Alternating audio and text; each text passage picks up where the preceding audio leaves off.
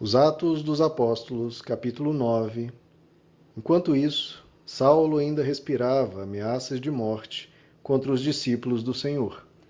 Dirigindo-se ao sumo sacerdote, pediu-lhe cartas para as sinagogas de Damasco, de maneira que, caso encontrasse ali homens ou mulheres que pertencessem ao caminho, pudesse levá-los presos para Jerusalém.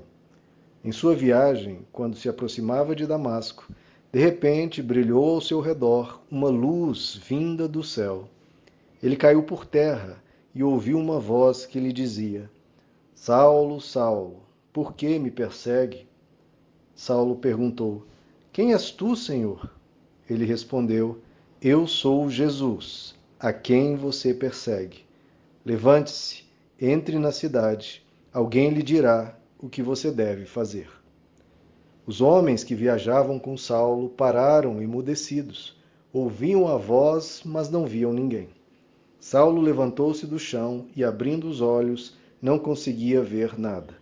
E eles o levaram pela mão até Damasco. Por 3 dias ele esteve cego, não comeu nem bebeu. Em Damasco havia um discípulo chamado Ananias. O Senhor chamou numa visão: Ananias. Eis-me aqui, Senhor, respondeu ele. O Senhor lhe disse: Vá à casa de Judas, na rua chamada Direita, e pergunte por um homem de Tarso chamado Saulo.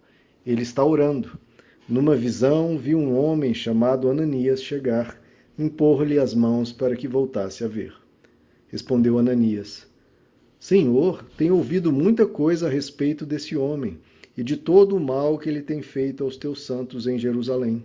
Ele chegou aqui com autorização dos chefes dos sacerdotes para prender todos os que invocam o teu nome. Mas o Senhor disse a Ananias: Vá, este homem é meu instrumento escolhido para levar o meu nome perante os gentios e seus reis e perante o povo de Israel. Mostrarei a ele o quanto deve sofrer pelo meu nome. Então Ananias foi, entrou na casa, impôs as mãos sobre Saulo e disse: Irmão Saulo, o Senhor Jesus, que lhe apareceu no caminho por onde você vinha, enviou-me para que você volte a ver e seja cheio do Espírito Santo. Imediatamente, algo como escamas caiu dos olhos de Saulo e ele passou a ver novamente. Levantando-se, foi batizado e, depois de comer, recuperou as forças. Saulo passou vários dias com os discípulos em Damasco. Logo começou a pregar nas sinagogas que Jesus é o Filho de Deus.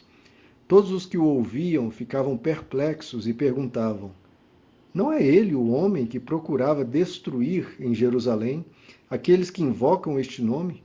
E não veio para cá justamente para levá-los presos aos chefes dos sacerdotes?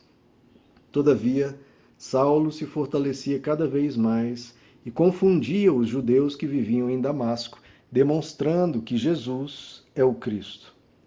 Decorridos muitos dias, os judeus decidiram de comum acordo matá-lo, mas Saulo ficou sabendo do plano deles. Dia e noite eles vigiavam as portas da cidade a fim de matá-lo.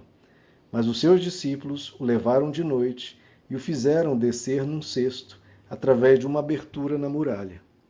Quando chegou a Jerusalém, tentou reunir-se aos discípulos, mas todos estavam com medo dele, não acreditando que fosse realmente um discípulo. Então Barnabé o levou aos apóstolos e lhes contou como, no caminho, Saulo vira o Senhor, que lhe falara, e como em Damasco ele havia pregado corajosamente em nome de Jesus. Assim Saulo ficou com eles e andava com liberdade em Jerusalém, pregando corajosamente em nome do Senhor. Falava e discutia com os judeus de fala grega, mas estes tentavam matá-lo. Sabendo disso, os irmãos o levaram para Cesareia e o enviaram para Tarso. A igreja passava por um período de paz em toda a Judéia, Galiléia e Samaria. Ela se edificava e, encorajada pelo Espírito Santo, crescia em número, vivendo no temor do Senhor. Viajando por toda parte, Pedro foi visitar os santos que viviam em Lida. Ali encontrou um paralítico chamado Enéas, que estava acamado fazia 8 anos. Disse-lhe Pedro: Enéas, Jesus Cristo vai curá-lo. Levante-se e arrume a sua cama. Ele se levantou imediatamente.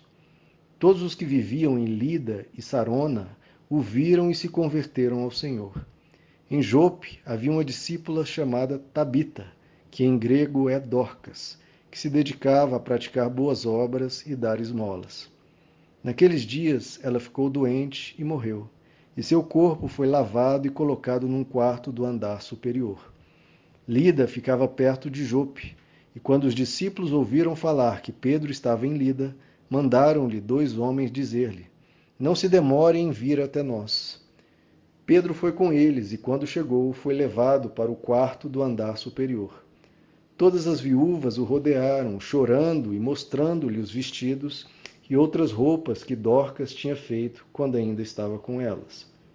Pedro mandou que todos saíssem do quarto. Depois, ajoelhou-se e orou. Voltando-se para a mulher morta, disse: Tabita, levante-se. Ela abriu os olhos e, vendo Pedro, sentou-se. Tomando-a pela mão, ajudou-a a pôr-se de pé. Então, chamando os santos e as viúvas, apresentou-a viva. Este fato se tornou conhecido em toda a cidade de Jope, e muitos creram no Senhor. Pedro ficou em Jope durante algum tempo, com um curtidor de couro chamado Simão.